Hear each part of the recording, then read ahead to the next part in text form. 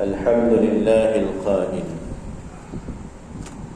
هو الذي بعث في الأميين رسولا منهم يتلو عليهم آياته ويزكيهم ويعلمهم الكتاب والحكمة وإن كانوا من قبل لفي ضلال مبين أشهد أن لا إله إلا الله وحده لا شريك له وأشهد أن محمدا عبده ورسوله اللهم صل وسلم على سيدنا محمد وعلى آله وصحبه أجمعين أما بعد فيا أيها المسلمون اتقوا الله أوصيكم وإياي بتقوى الله فقد فاز المتقون قال الله تعالى يا أيها الذين آمنوا اتقوا الله حق تقاته ولا تموتن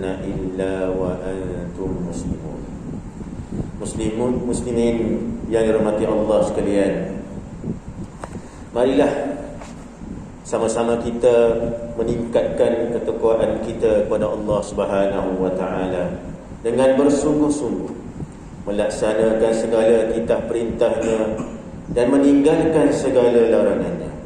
Mudah-mudahan kehidupan ini mendapat keberkatan di dunia dan di akhirat. Khutbah hari ini bertajuk selawat suatu tuntutan. Hadirin yang dirahmati Allah sekalian, bulan Rabiul Awwal sudah tidak asing lagi untuk kita kenali sebagai bulan kelahiran Rasulullah sallallahu alaihi wasallam. Seorang insan mulia yang dipilih oleh Allah Subhanahu wa taala yang membawa rahmat untuk sekalian alam. Walaupun kita tidak pernah bertemu baginda yang menjadi penyejuk mata, walaupun kita tidak pernah bertentang mata untuk melihat keindahan rupa wajahnya, walaupun kita tidak pernah merasai kelembutan dan keindahan kulitnya, namun nama baginda sentiasa kita sebut tak kala berselawat ke atas baginda dalam solat. Allahumma salli ala Sayyidina Muhammad wa ala ali Sayyidina Muhammad.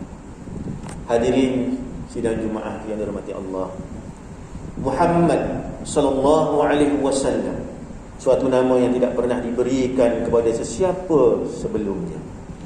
Muhammad sallallahu alaihi wasallam bermaksud yang dipuji, dan padanya juga terdapat maksud paling banyak dipuji. Malah Allah Subhanahu wa taala mengangkat serta memuliakan nama Muhammad sallallahu alaihi wasallam melebihi nama-nama insan yang lain. Firman Allah Subhanahu wa taala dalam surah Al-Insyirah ayat 4 yang berbunyi, "Wa rafa'na laka dzikrak." Dan kami telah meninggikan bagimu sebutan namamu dengan mengurniakan pangkat Nabi dan berbagai-bagai kemuliaan. Allah Subhanahu wa taala memuliakan Rasulullah sallallahu alaihi wasallam dengan nama baginda akan disebut oleh orang yang beriman selagi bumi ini masih ada. Setiap masa dan ketika tidak pernah putus alam ini dari menyebut nama baginda Rasulullah sallallahu alaihi wasallam. Allah Subhanahu wa taala memerintahkan orang yang beriman agar sentiasa berselawat ke atas Rasulullah sallallahu alaihi wasallam. Firman Allah Subhanahu wa taala dalam surah Al-Ahzab ayat 56 yang berbunyi, A'udzubillahi minasyaitonir rajim. Inna Allaha wa malaikatahu yusalluna 'alan nabi ya ayyuhalladzina amanu sallu 'alaihi wa sallimu taslima. Sesungguhnya Allah dan para malaikatnya berselawat kepada Nabi. Oleh itu wahai orang-orang yang beriman, hendaklah kamu mengucapkan selawat dan salam kepada-Nya. Allah Subhanahu wa taala telah memuliakan baginda Rasulullah sallallahu alaihi wasallam melebihi dari segala yang lain, sehingga kan nama Allah dan nama Rasulullah sallallahu alaihi wasallam disebut bersama. Ini dapat kita buktikan dalam ungkapan syahadah, ungkapan azan dan iqamah, malah menjadi salah satu rukun khutbah Jumaat, iaitu berselawat ke atas junjungan Nabi Muhammad Rasulullah sallallahu alaihi wasallam. Sehingga kan suatu majlis yang tidak terkandung selawat ke atas baginda Rasulullah sallallahu alaihi wasallam pun akan diancam dengan azab dari Allah Subhanahu wa taala. Hadis daripada Abu Hurairah radhiyallahu anhu bahawa Rasulullah sallallahu alaihi wasallam bersabda, "Ma jalasa qaumun majlisan lam yadhkurullaha fihi wa lam yusallu ala nabiyyihim illa kana alaihim tiratan fa in syaa'a 'azzabahum wa in syaa'a ghafara lahum." Tidaklah duduk sesuatu kaum di dalam suatu majlis sedang mereka tidak mengingati Allah dan berselawat pada Nabi mereka, melainkan Allah akan menyeksa mereka, dan jika Allah kehendaki Allah akan mengampuni mereka. Hadis riwayat Tirmizi. Hadirin sidang Jumaat yang dirahmati Allah, betapa pentingnya kehidupan kita untuk sentiasa berselawat ke atas Rasulullah sallallahu alaihi wasallam. Sehingga kan orang yang tidak berselawat ke atas Rasulullah sallallahu alaihi wasallam selepas nama baginda disebut, maka dia disifatkan sebagai orang yang hina dan bakhil. Hadis daripada Abu Hurairah radhiyallahu anhu bahawa Rasulullah sallallahu alaihi wasallam bersabda, "Raghima anfu rajulin dzukirtu 'indahu falam yusalli 'alaihi." Amatlah hina seseorang itu apabila disebutkan namaku tetapi dia tidak berselawat ke atasku. Hadis riwayat Muslim. Dan hadis yang lain daripada Sayyidina Ali bin Abi Talib, dia berkata Rasulullah sallallahu alaihi wasallam bersabda, "Orang yang bakhil itu adalah seorang yang mendengar nama daku disebut tetapi dia tidak berselawat ke atasku." Hadis riwayat Tirmizi. Hadirin sekalian, mencintai Rasulullah sallallahu alaihi wasallam bukanlah suatu cinta biasa. Merindui Rasulullah sallallahu alaihi wasallam bukanlah suatu perasaan yang boleh dibuat-buat. Ianya lahir dari perasaan hati yang tulus ikhlas, hati yang suci murni. Seorang kekasih pasti akan selalu menyebut dan mengingati kekasihnya. Pepatah Arab ada yang mengatakan, "Man ahabba syai'an kasura min zikrihi."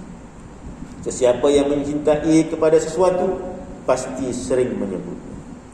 Justru pada hari dan bulan yang penuh barakah ini dan sepanjang tahun, marilah kita bersama-sama memperbanyakkan selawat dan salam kepada Rasulullah sallallahu alaihi wasallam.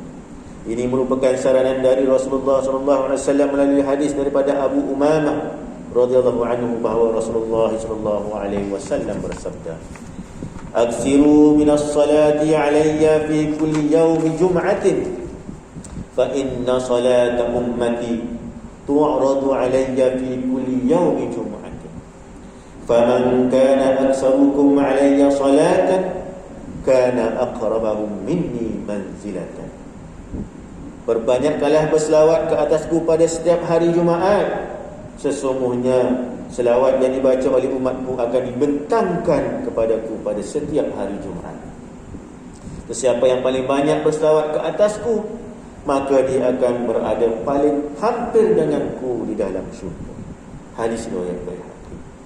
Hadirin yang dikasihi Allah sekalian, mengakhiri khutbah pada kali ini, khatib menyuruh dan mengajak seluruh umat Islam menghayati beberapa pengajaran berikut untuk menjadikan pedoman hidup kita. Yang pertama, umat Islam wajib meyakini bahawa Nabi Muhammad sallallahu alaihi wasallam adalah pesuruh Allah, Rasul utusan terakhir, dan tiada Rasul lain selepasnya. Yang kedua, umat Islam hendaklah sentiasa memperbanyakkan salawat dan salam ke atas Nabi baginda Rasulullah sallallahu alaihi wasallam agar beroleh syafaat di akhirat.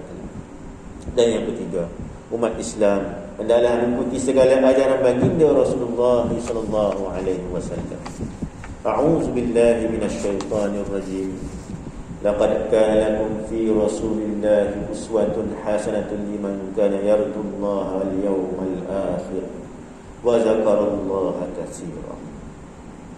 Sesungguhnya pada diri Rasulullah sallallahu alaihi wasallam itu adalah contoh ikutan yang baik untuk diamalkan bagi sesiapa yang berharap untuk bertemu Allah dan hari akhirat dalam keredaannya, serta banyak berzikir kepada Allah.